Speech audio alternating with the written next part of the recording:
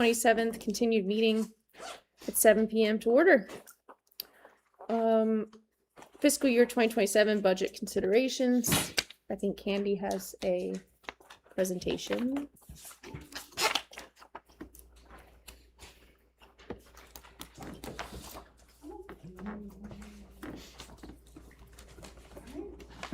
Good evening. This is really just a lead into the property tax rate discussions with a little bit of a budgetary component to it. Okay, we did receive some new information for the board's consideration before setting the tax rate. We have 2026 land book values and the tax relief discount information. Our 2026 actual land book tax relief discounts are 1.9% higher than preliminary estimates. This resulted in a decrease in our taxable values of $81,147,298. The new tax value of the penny and real property tax is $418,342. This is approximately $8,198 less than the preliminary estimated value of $426,540. The actual 26 tax levy, including tax relief for each tax rate from 50 cents to 58 cents, has now been adjusted to reflect these changes and should be considered by the board in setting the real property tax rate.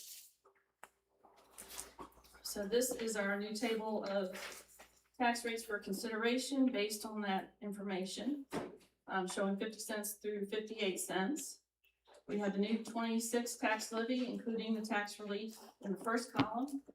The second column shows the 25 tax levy at 65 cents per hundred in tax rate.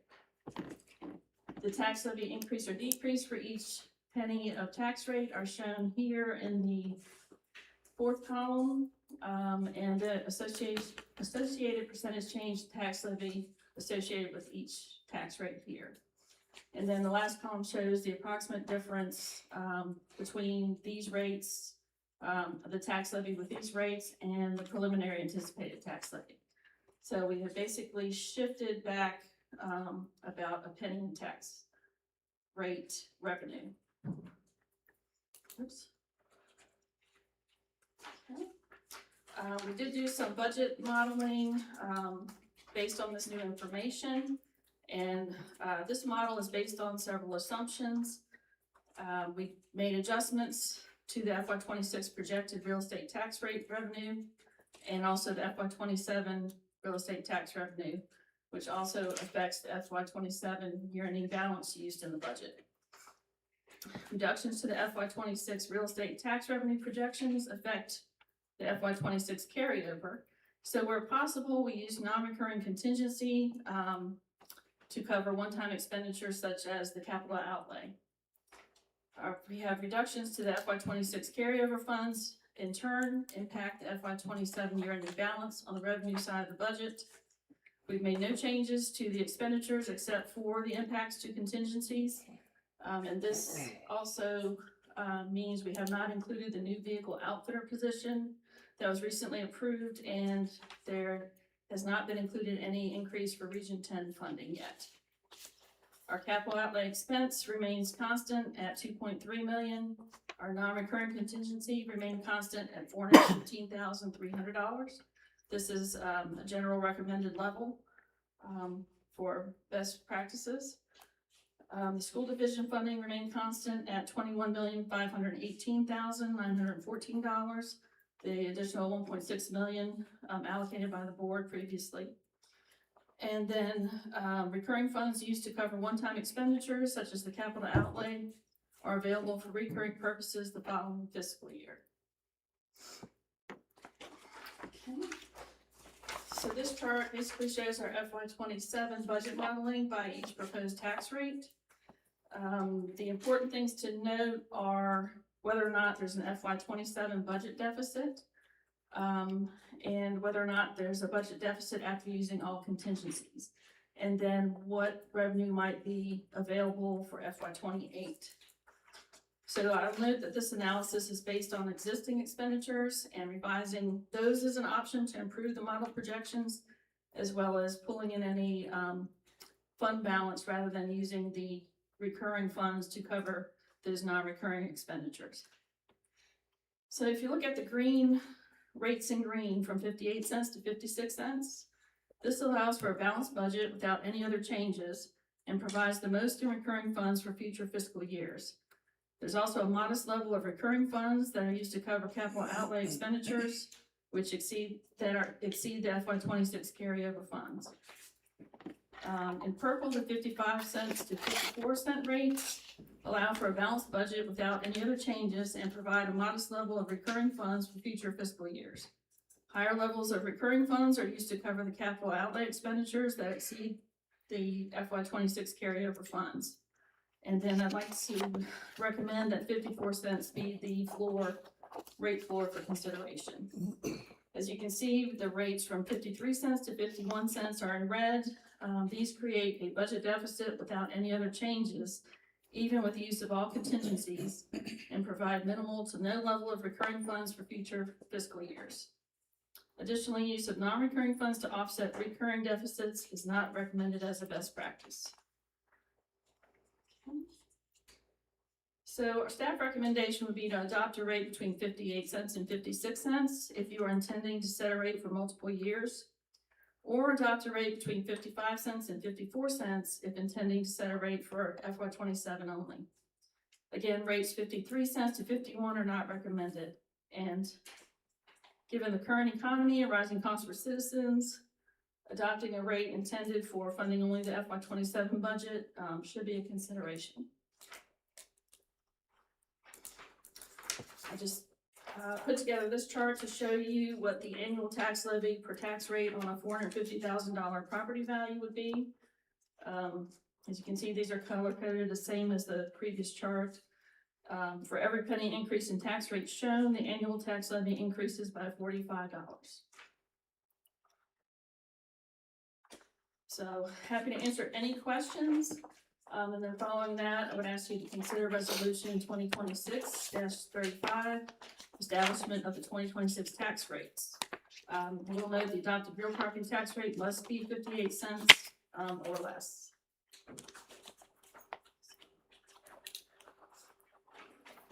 Thank you. You all have any questions for Candy?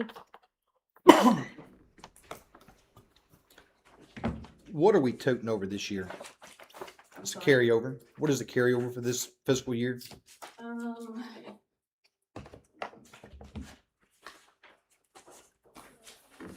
Also, is organic growth also calculated in these numbers?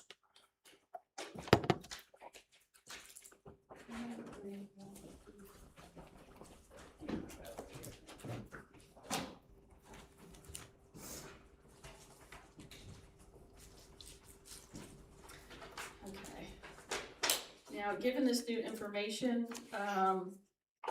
you have a sheet in your packet that has a larger chart than what was in the presentation that would show you what the budgeted carryover from FY26 would be at each tax rate, because it does change based on what the tax rate's going to be. I was talking about this fiscal year. Yes, me too. Okay. Also, organic growth is considered within the budget modeling because the tax rates are set on a calendar year or a tax year, and our budget's based on a fiscal year. So we're taking half of tax year 26 plus half of tax year 27, which has been estimated with the 2.5% growth in real estate.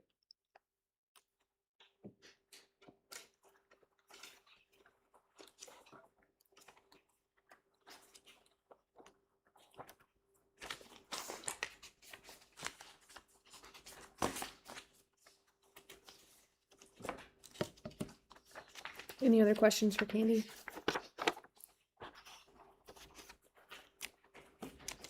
So just to make sure I'm clear on this, so the difference in the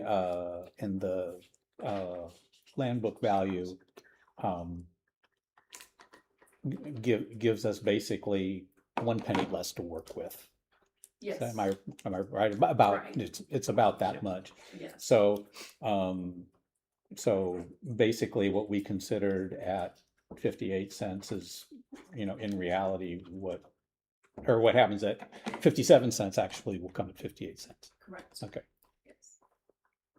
And if someone was gonna make a motion that we go 55 cents, they would need to go 56, correct? Correct.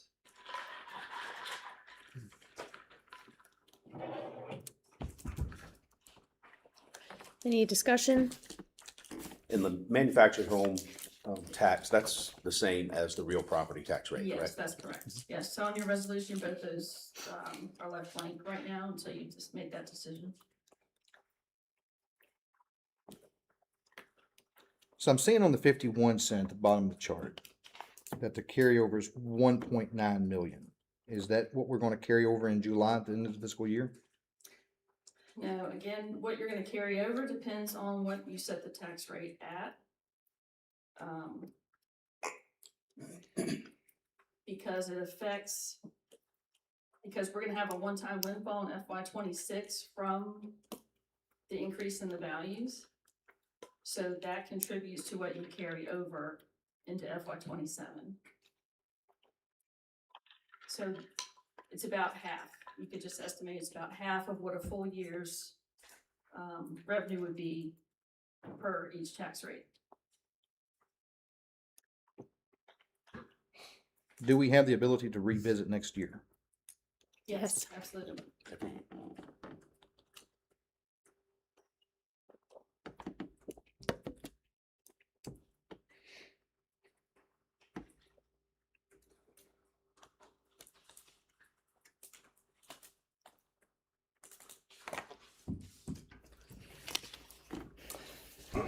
I think one of the important pieces that we have to discuss and decide is what we expect over the next 4 years if we want to not be soliciting the taxpayer for any potential increases based off of what the situation related towards the LCI and the school system.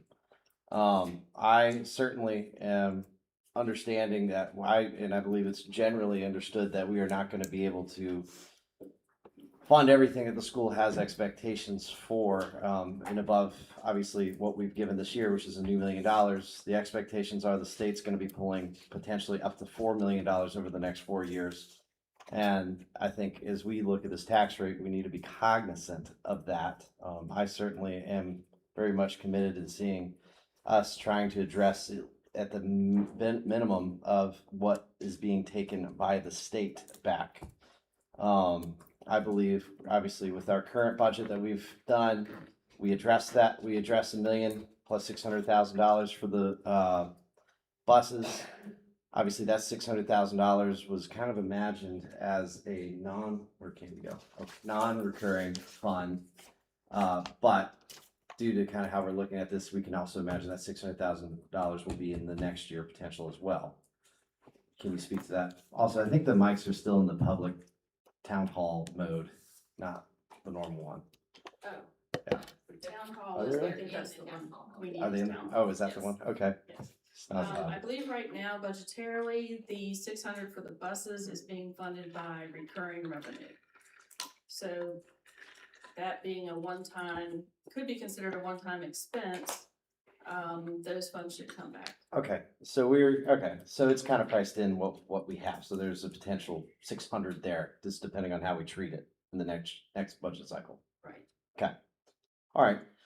You know, does everybody understand that? Okay. So that's good to know. That is good information to know. As I look at this, the real question is generally for the board, do we want to address next year's potential deficit? Obviously, I certainly think it is prudent whenever we do these reassessments that we do kind of have some expectation over the next 4 years of what we look to do. Obviously, we didn't raise any rates in the last 4, and that would of course be my goal this one. But I also understand if we want to alleviate to the taxpayer any of that instead of addressing tax increases over the next 4 years. I don't. I speak for myself. Generally speaking, I can be brought to the 56-cent range. That should give us enough to be able to address this year's, as well as with whatever that new money is, we should allocate that towards capital improvement needs of the school system. So if you're looking at the 56 cents, that's $1.2 million. That should hopefully be able to address some of the one-time expenses related to the schools. If it just kind of comes out of the board and what your general sense is. So that's where I'm at, Madam Chair. Yeah, and I'm kind of in the same position on the 56 cents. And actually, what I would like to do is go ahead and get a motion on the table that we can have a discussion on a motion. So if we could, I'd like to go ahead and move that we approve Resolution R 2026-35, Nelson County Board of Supervisors, establishment of 2026 tax rates at 56 cents per $100 of assessed value for both real property and manufactured homes, tangible personal property at $2.79, and machinery and tools at $1.25. We have a motion. We have a second. I will second to send this to discussion. Thank All you. right. Any discussion? So I was leaning towards the 55 cents. I talked to the county administrator and we looked at some numbers. And in light of the new information and looking at this chart that we have here, I think 56 cents would give us at the low end of the green range. And that's where I'm comfortable with us. You know, I think we need, our citizens don't want to have to worry every single year about a tax increase or a tax change. And I know this is a little bit more than we had, than flat level out the budget. But as you can see by the numbers, this is at the low end of the green range. So that's where I'm at. I too was originally at 55 cent. And then of course we got newer information. I think though the board needs to become more nimble and be willing to take this on more often than every 4 years. I agree. Just throwing that out there. Yeah, the reason that the announced rate was at 58 was because I asked for an additional penny on that when we were drafting that because of the ambiguity with what we were going to be getting for schools coming forward, and because of what it might possibly do to our recurring contingency, and that a recurring contingency on the high side is going to be more valuable to us going forward in many ways, because we have some significant challenges coming up, not the least of which is the composite index for the schools. So with the drop in the amount of revenue that we were hoping to see at 57 cents, which was what our budget was built around, if we were going to try to maintain that same budgetary level, we would probably look at the 58 cent rate. I know that sounds like I'm being a little heartless towards the people of Nelson, but I just wanted to speak to that a little bit because the reason that our composite index is so high primarily is because of land sales in the county. And the comparable land sales that we have are quite high. You know, we're an attractive place to live and an attractive place to recreate. And therefore, we're also an attractive place for tourist-related investments. A low tax rate, while it certainly benefits our, the people of our community and the residents, the problem with a low tax rate is it also subsidizes the investments that people make in creating short-term rentals, and because we have a lower tax rate than our surrounding counties and certainly lower than other places where people want to be, you know, you can make an investment in real property and not be taxed at a rate that you would be, you know, somewhere else in the, you know, in the proximity. It's really kind of interesting because real estate taxes are purported to try to be equitable based on the value of your property. And, uh, and that, if you look at it that way, the landowners in Nelson County, are not being taxed at a high enough rate to be able to fund the schools. And that's just the reality of it. If our primary concern was in fully funding the schools, we would have to have a much higher tax rate. I will defer to the rest of the board who has a different outlook on this, but I just think it's important to say that because, in our long-term goals for the county really have to consider how we can have a tax rate that's equitable, but at the same time have maybe a more aggressive, and I think maybe not even maybe, a more aggressive tax relief for those people that have less ability and that have been here for a long time. So I know that there are opportunities for us to do that, and we haven't taken the time to really look at that. In doing a one-year tax rate this year, it gives us an opportunity to look at a more aggressive tax relief system, which is one piece of what an equitable real estate tax rate could actually be, in my estimation. So while it would be my choice to set a higher tax rate than my colleagues are probably willing to do, I will defer to them. And I know as we look towards next year and the other years, we're already looking at other revenue streams that we might be able to use that we got a late start on this year and don't have them in place yet for this budget cycle. And those will be something that we can look at as well. But those are my comments. 6 months ago, this county was labeled as the spendiest county in the region. Pretty sure that's not a title that we're proud of. We need to do everything we can to diversify the county's revenue. Everything. And stop going after the low-hanging fruit of a real estate tax increase.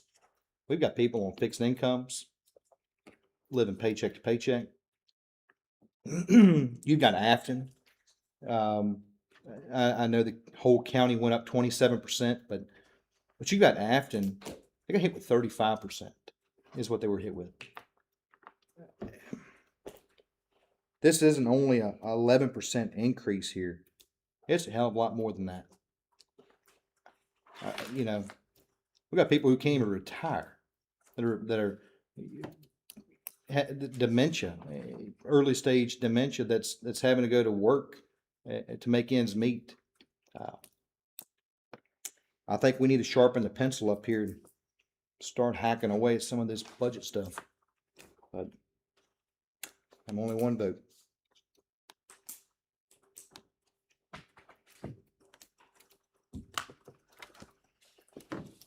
All right.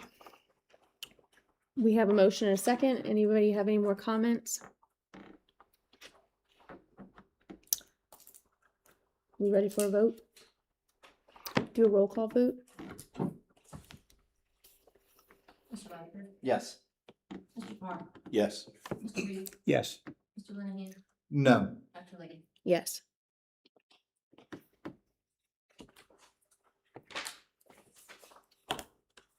Okay, we have establishment of 2026 personal property tax relief.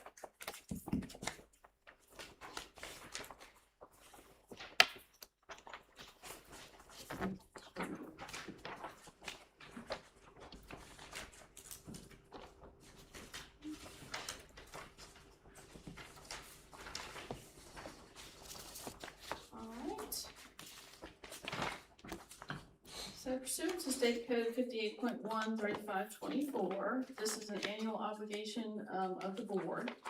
And just for a little bit of history, for tax year 2006 and thereafter, Localities will be reimbursed by the state for providing the required tangible personal property tax relief as set forth in this code section. And in 2006, $950 million in tax relief was divvied up between the counties, cities, and towns in the Commonwealth based upon their pro rata share of their actual payments for tax year 2005, as compared to the actual payments to all counties, cities, and towns in 2005. It was also established that this amount would be the same for each subsequent tax year. At that time, the annual amount of tangible personal property tax relief provided to the county by the state was determined to be $1,708,030. State code mandates that a tax relief rate for qualifying vehicles be annually established in order to receive this tax relief reimbursement from the state.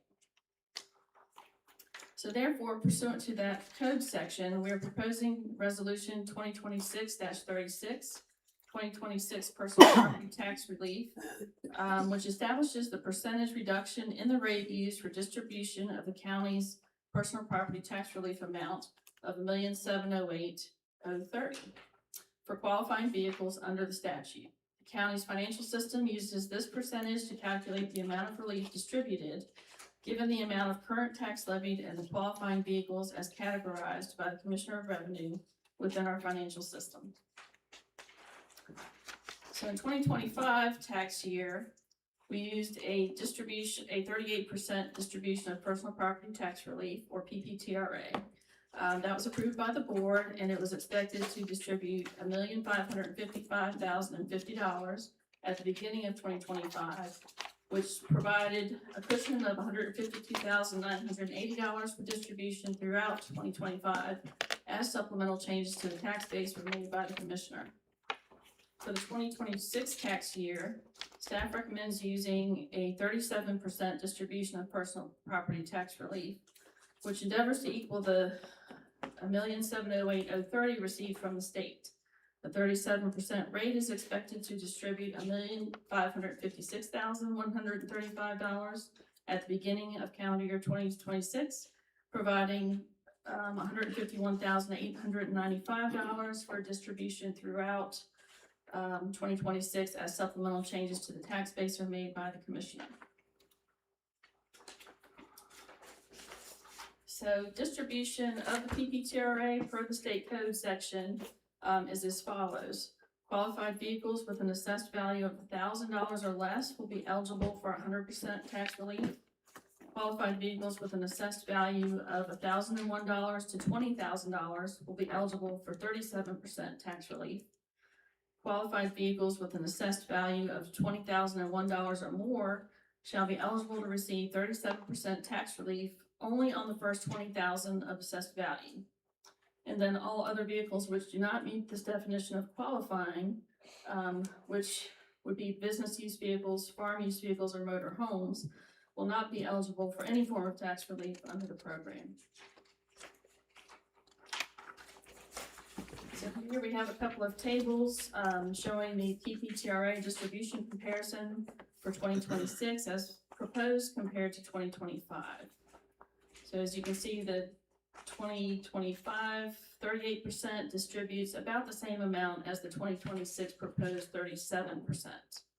And then that doesn't, we don't anticipate using any local funds at that level of 37%. And also for 2026, 1% of the PPTRA relief equates to about $46,163 in relief dollars. The chart below gives you an idea of what the effective tax rate and the maximum annual tax impact in this example. So for 2026 at 37%, you have an effective tax rate per $100 of value of $1.76. Because you are paying only 63% of the $2.79 tax rate. So the effective annual tax on a maximum of the first $20,000 in value is $352. And then it shows you an example of what 2025 provided in relief. So 1% of PPTRA relief is approximately 3 cents in effective tax rate for that. So our next steps here would be to obtain input from staff if you so desire. A recommended action is to approve resolution 2026-36 that sets the 2026 percentage PPTRA relief at 37%. And that will be what the Commissioner of Revenue uses when generating the final 2026 personal property tax levy book. The next slide just shows an example of the proposed resolution for your consideration.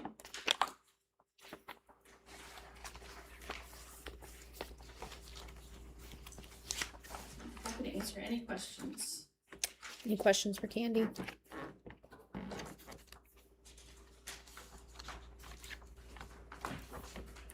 Hearing none. Go ahead. We'll get to a motion. Okay. I'm looking for a motion for I'll- resolution. I move that we adopt resolution R 2026-36, Nelson County Board of Supervisors, 2026 personal property tax relief rate Of, of 37? Yes, 37%. 37%. We have a motion. Do we have a second? Second. Motion and a second. Any discussion?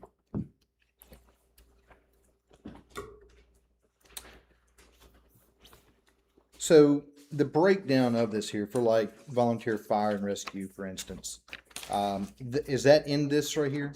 No, this is not dealing with that particular discount. That's Okay. in another section of the code. Gotcha. Okay. Well, who was the governor at this time when they put this in place? Is that Gilmore? Yeah, this is a specific pot of money. Doesn't really change.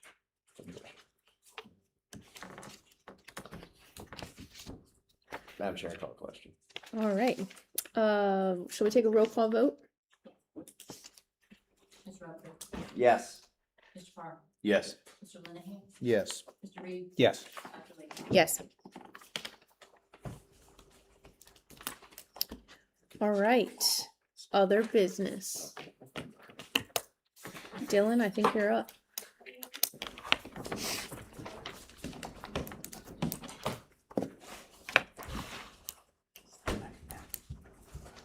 Good evening. Evening.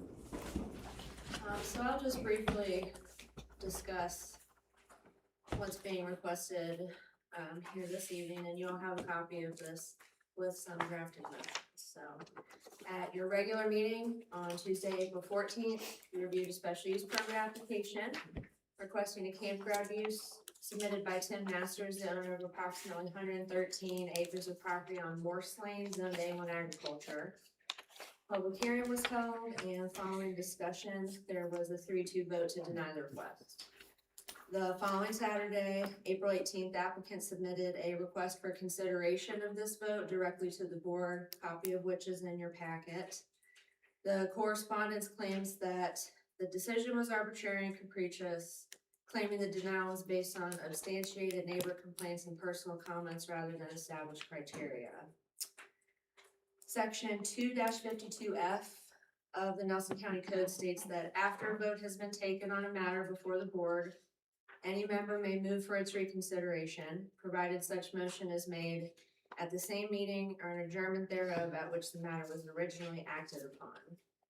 The effect of the motion to reconsider, if adopted, shall be to place the original question in the exact position it occupied before it was ever voted upon. So as tonight's meeting has been continued from that original April 14th date, it is the board's prerogative to consider Mr. Masters' request if you so choose. So like I said, I've got some drafted motions there for you to consider. There would be two. The first of which would be to motion to reconsider the vote on the special use permit, or you take no action. If you follow through with that first motion, then we will need a second motion identifying what path you want to take, whether it be sent back to the planning commission for further review. If it is denied based on whatever criteria that you would want to reference at this time. So I know it's a little confusing and a lot, so if you have any questions.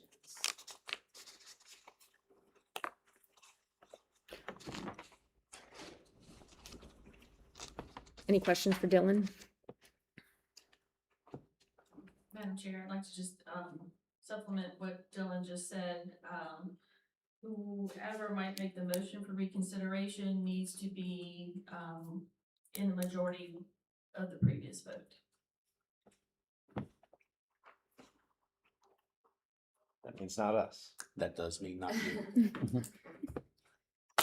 So we ready to talk? I'll entertain, yep. So, when I see an applicant use words like arbitrary and capricious, I see someone who has consulted a third party. So I think, and I'm gonna have a two-part to this, I'm gonna make the motion, that we reconsider. I'm also gonna recommend that we kind of have a clean slate and send it back to the planning commission for review. So, Madam Chair, per section 2-52F of the Nelson County Code, I move to reconsider the vote on the special use permit number 250263 for campground use located at tax map parcels 76.5-4 and 76.5-5 on Morris Lane. The original vote occurred at a regular meeting of the Board of Supervisors on Tuesday, April 14th, which has been continued to tonight. All right, we have a motion. Does the second need to be the majority? Probably stay over there. I'll second it. How about that? All right, any discussion? I'd just like to say something with regard to this. The comments that I made in making the motion for denial had to do with water, had to do with the convincing arguments that were presented during public comments. If you want to take a look at how those two things fit the criteria for how special use permits should be viewed, I think you could take a look at any of the four criteria and say that I would agree that those were addressed even if items A, B, C, and D weren't specifically mentioned in the comments that I made in requesting the denial. I guess I would like to say my comments also addressed at least two of these, but we will take this as a learning opportunity and mention the four criteria while we're talking about an SUP. So just putting that out there. So we have a motion and, oh, go ahead. Yeah, I want to comment, because I didn't say anything last meeting. But I do want to say that my reason for this motion has nothing to do with the special use permit. I'm making a legal maneuver just in case to cover everyone's behind, let the planning commission look at it again, bring it back to us, we'll reevaluate and take another look. Okay? Agreed. Has nothing to do with approval or denial of the SUP. It's just It is dotting what the it i's, is. crossing the t's. We need to reboot. So that's all I have to say about that. Okay, any further discussion? All right, should we take a roll call vote? Mr. Rutherford, Yes. Mr. Linehan, Yes. Mr. Park, Yes. Mr. Reed, No. Dr. Layton. Yes. All right. We have a second motion. Yes, we do. For my second motion, I move that special use permit number 250263 be sent back to the planning commission for further review. I'll second. Do we have any discussion on this? I feel like everything has been hashed out, so we'll do a roll call vote. Mr. Reed, Yes. Mr. Park, Yes. Mr. Rutherford, Yes. Mr. Linehan, Yes. Dr. Layton. Yes. Okay. Just like to note that this means that we will be going through a second public hearing if it comes back to us again. That is Thank you.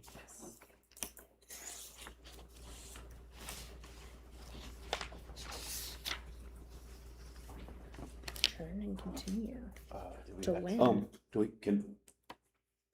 Can we bring up other business? Or do we have to stick to the agenda? What? I think you can bring up other business as long as everyone's present, which they are. Yep. No, I just would like for us to, we've gotten some new information about the school board office location and the Alpha Wing. And, I just want to make sure that we're moving along with making some decisions and not stringing anybody along, and that we have a plan moving forward. Because, even if we made a decision tonight that, yes, that makes sense, let's move forward. It's not going to happen over the summer. We need to be probably looking at what can we do to make sure something happens over Christmas break, for example. But in light of that new information we've just recently received, I think we need to just keep this at the forefront. I'm not asking for any discussion or decisions tonight. I just think that we need to make sure when we get together again that we are talking about it. So I guess, Madam Chair, would you like that added to the agenda for the meeting? Yes. Thank you. Thank you. So it says adjourn and continue. Again? This is gonna be long. But it doesn't- It was just an open statement, Yes. I believe. Okay. I think we are officially ending this several week Okay. meeting. Okay. Yeah. So I'll make a motion to adjourn. Second. All right, we have a motion, a second. All those in favor? Aye. Aye. All those opposed? All right.